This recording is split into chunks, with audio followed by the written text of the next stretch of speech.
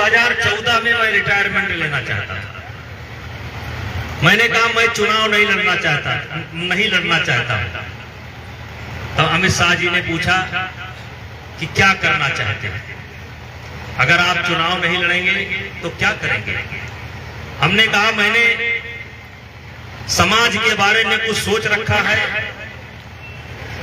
अपने देवी पाटन मंडल के बारे में कुछ सोच रखा है, ये हमारे बच्चे जो है इनके बारे में मैंने कुछ सोच रखा है, मैं वही काम करूंगा और मैं चुनाव नहीं लड़ूंगा। तब अमित शाह जी ने कहा कि नहीं, याद है बद्रीनाथ जी, कि नहीं, आपको अभी चुनाव लड़ना है। अच्छा, उस समय मैंने ये भी कहा था और हमारे जगह पर प्रतीक को कैसरगंज से लड़वा दीजिए, मैं चुनाव नहीं लड़ूंगा। और उसी समय अमित शाह जी ने कहा था कि नहीं, आपको चुनाव लड़ना है और प्रतीक को और पलटू राम को हम विधानसभा का चुनाव लड़ाएंगे। उसी समय कहा था कि प्रतीक को और पलटू राम को हम विधानसभा का चुनाव लड़ाएंगे। और प्रतीक और पलटू राम की मैंने सिफारिश भी नहीं की और खुद टिकट की लिस्ट बना करके और सबसे पहले अमित शाह जी ने पूरे मंडल का बताया कि कहां किसको टिकट दे दिया है, और लास्ट में उन्होंने बताया कि पलटू राम को बलरामपुर से और प्रतीक को गोंडा से टिकट दे दिया। लोग विश्वास नहीं करते, मैंने कभी प्रतीक की सिफारिश नहीं की, मैंने कभी पलटू राम की सिफारिश नहीं की।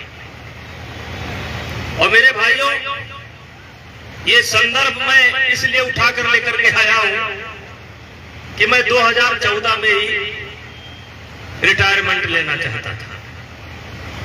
अब 14 भी बीत गया और 19 भी बीत गया और 24 आने वाला है। इसलिए मैं आप सभी लोगों से विनती करता हूं, नौजवानों, 5 तारीख को मोटरसाइकिल स्टार्ट कर देना अपने भविष्य के लिए। आंकड़ा आया है, कोई कहता है प्रति घंटा 200 नौजवान आत्महत्या करते हैं इस कानून के कारण।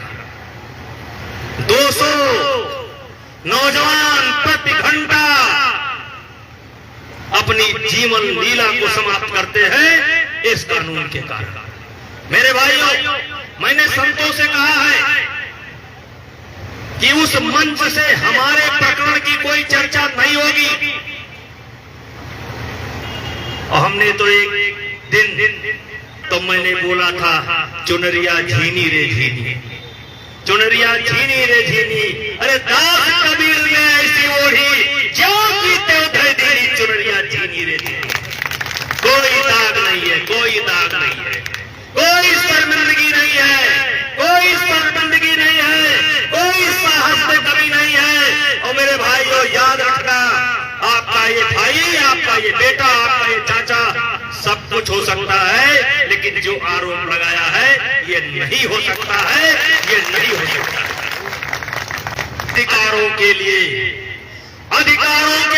क्रांति का बिगुल बजाना ही होगा। अधिकारों के लिए क्रांति का बिगुल बजाना ही होगा। अब तो मेरी पीढ़ी को कुछ लहू चुकाना ही होगा, अब तो मेरी पीढ़ी को कुछ लहू चुकाना ही होगा। इसलिए 5 जून अयोध्या, 5 जून अयोध्या, संत बोलेंगे देश सुनेगा, संत बोलेंगे देश सुनेगा। कोई बड़ा काम होना पूरे देश के लिए होना है, भावी पीढ़ी के लिए होना है, भावी पीढ़ी के लिए होना है, भावी पीढ़ी के लिए होना है, हमारे बच्चों के लिए होना है। आज जो चाहे जिसकी जिंदगी बर्बाद करते हैं, जो चाहे, अगर कोई जिद कर ले कि मैं झूठ बोलने पर उतारू हो जाऊं, और कोई लड़का IAS बन रहा हो, IPS का सपना देख रहा हो, सेना में जाना चाहता हो, कोई उतारू हो जाए तो उसकी जिंदगी को बर्बाद कर सकता है।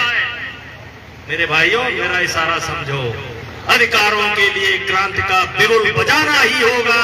अब तो मेरी पीढ़ी को कुछ लहू चुकाना ही होगा। कि अगर राम जी अयोध्या के राजा बन गए होते तो फिर केवट से कैसे मुलाकात होती? केवट का प्रसंग कहां से आता? ऋषि भारद्वाज का प्रसंग कहां से आता? सबरी का प्रसंग कहां से आता? हनुमान कहां से आते? सुग्रीव कहां से आते? अंगद कहां से आते? और फिर रावण से कहां भेंट होती? रावण से कहां भेंट होती? वैसे कुछ हमारे साथ हो रहा है, वैसे कुछ हमारे साथ हो रहा है। और इसी कारण से अयोध्या के संतों ने,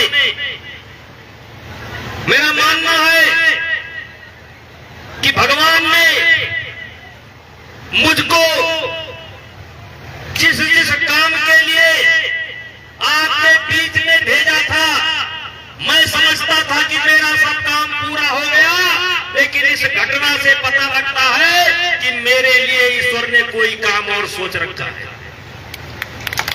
मेरे लिए ईश्वर ने कोई काम सोच रखा है, और अभी तो मैं नहीं कह सकता क्या काम सोच रखा है।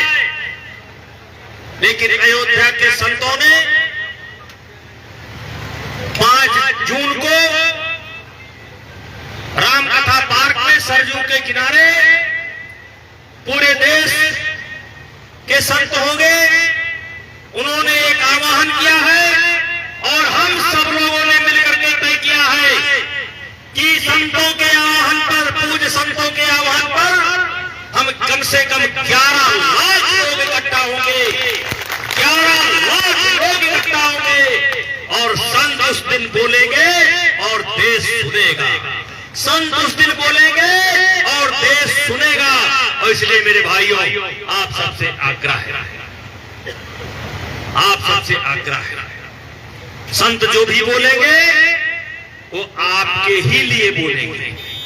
संत जो भी बोलेंगे वो आपके ही कल्याण के लिए बोलेंगे, और संत जो भी बोलेंगे आपके भविष्य के लिए ही बोलेंगे।